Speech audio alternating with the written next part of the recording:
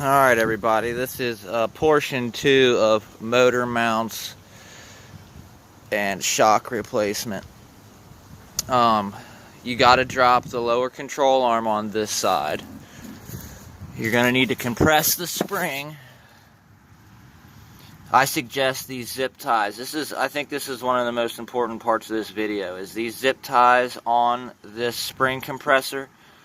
The direction you tighten the bolt actually turns turns this bracket piece here against the slope, not against it, but with the slope on the spring. So it'll kick and bounce, and it's scary. You got a lot of pressure on there, so you don't want it moving. I zip tied it, and that made it work.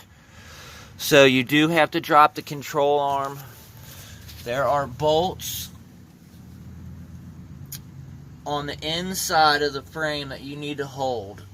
Now, I've heard people say, I've seen videos on YouTube where, you get a long wrench and you can sneak it. What happens if you drop the nut then? It's really not that hard to drop the control arm if you take the spring and compress it. That's the biggest part. So if you get the spring compressed good, great. And look, I did some custom spring landings here with rubber hose. Thank you.